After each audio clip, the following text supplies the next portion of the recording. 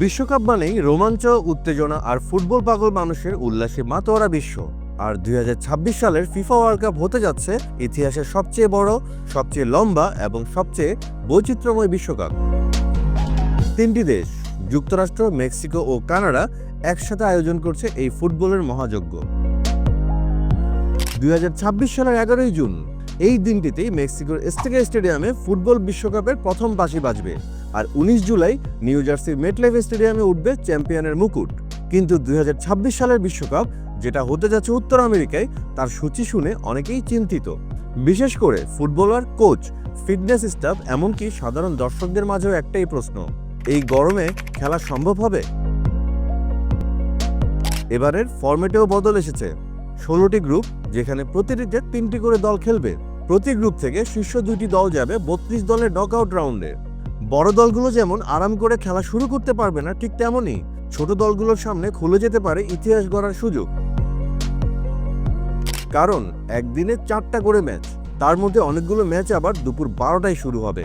এই সূচি শুধুমাত্র অস্বস্তিকরই না, বরং ভয়ঙ্কর হয়ে উঠতে পারে।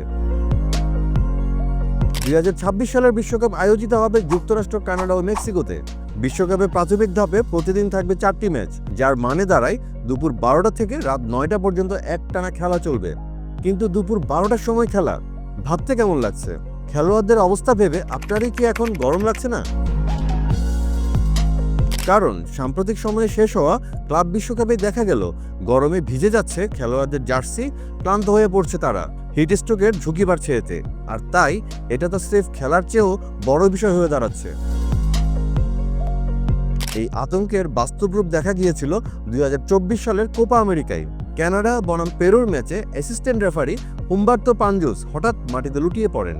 কারণ তখন ক্যানসাস সিটিতে তাপমাত্রা ছিল ৯৩ ডিগ্রি ফারেনহাইট বা ৩৪ ডিগ্রি সেলসিয়াস। আরেকটা উদাহরণ শুনবেন। ১৯৯৪ সালে যুক্তরাষ্ট্র যখন শেষবার বিশ্বকাপের আয়োজন করে, সেবার আয়ারল্যান্ডের খেলোয়াড় স্টিভ স্টনটন জাতীয় সঙ্গীত চলাকালীন মাথায় হেড পরে দাঁড়িয়েছিল। কারণ ছিল মিডডেতে হওয়া ম্যাচে অরল্যান্ডোর মাঠে রেকর্ড করা হয়েছিল ১০৫ ডিগ্রি ফারেনহাইট তাপমাত্রা। ফুটবলের সর্বোচ্চ সংস্থা ফিফা বলছে প্রতিটি দলের মধ্যে অন্তত ৩ দিন বিরতি থাকবে প্রতিটি ম্যাচের মাঝে। তবে কিক অফ টাইম ঠিক হবে ড্রয়ের পর। কিন্তু প্রশ্ন থেকেই যাচ্ছে, দুপুর ১২টার সময় যদি লিওনেল মেসি, কিলিয়ান এমবাপ্পে বা জুড বেলিংহাম খেলেন, তখন কি তারা নিজেদের সেরা পারফরমেন্স দিতে পারবেন? গ্যালারির হাজার হাজার দর্শক যারা দিনের এই সময়টাতে সূর্যের তাপে পড়বেন, তারাই বা কতটা নিরাপদ?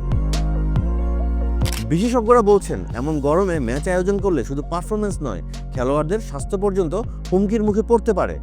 বিশেষ করে হাই ইন্টেন্সিটি ফুটবলের যুগে, যেখানে স্প্রিন্ট, হাই প্রেসিং আর শারীরিক লড়াই মূল অস্ত্র, সেখানে তাপমাত্রা খেলাকে ধীরগতির, ক্লান্তিকর এবং ইনজুরি প্রবণ করে তুলতে পারে।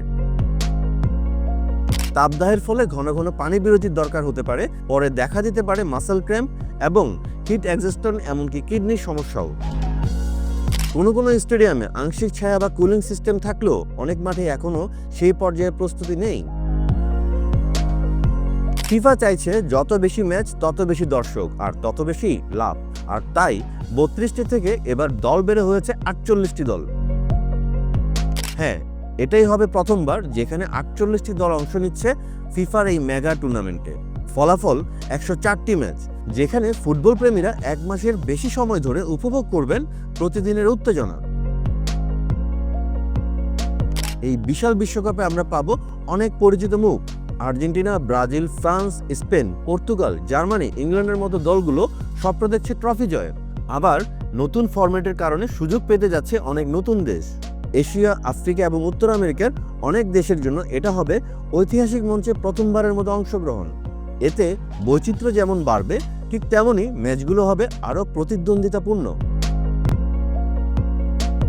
এছাড়া এই বিশ্বকাপে AI technology, semi automated offside, ভার এবং স্মার্ট বল প্রযুক্তি ব্যবহারে আরও অনেক আধুনিক হবে খেলা। কিন্তু প্রযুক্তির ঝকঝকানির পরেও ফিফার ব্যবসায়িক লাভের দৌড়ে যদি ফুটবলাররা ঝুঁকির মুখে পড়েন, তাহলে তো গোটা টুর্নামেন্টই প্রশ্নের মুখে পড়ে যাবে।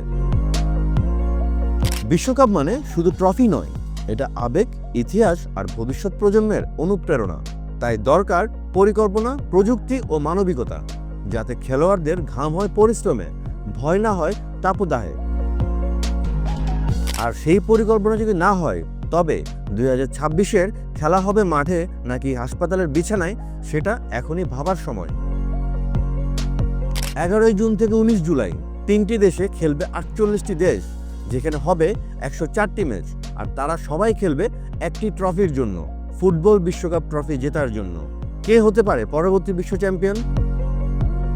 আর্জেন্টিনার হাতে কি উঠবে আবার বিশ্বকাপ, নাকি নেইমার, এমবাপ্পে বা নতুন কোনো তারকা রাঙাতে পারে মঞ্চ? আপনার প্রিয় দল কারা? আর 2026 বিশ্বকাপ নিয়ে আপনি কি ভাবছেন? কমেন্টে জানাতে পারেন আপনার মতামত। আর ভিডিওটি ভালো লাগলে শেয়ার করুন বন্ধুদের সঙ্গে। ফুটবলের সব আপডেট, বিশ্লেষণ আর ইনসাইড নিউজ পেতে আমাদের সঙ্গেই থাকুন। সাবস্ক্রাইব করুন Bangla floor YouTube channel. Facebook, Instagram আর টিকটকেও যুক্ত থাকুন আমাদের সঙ্গে।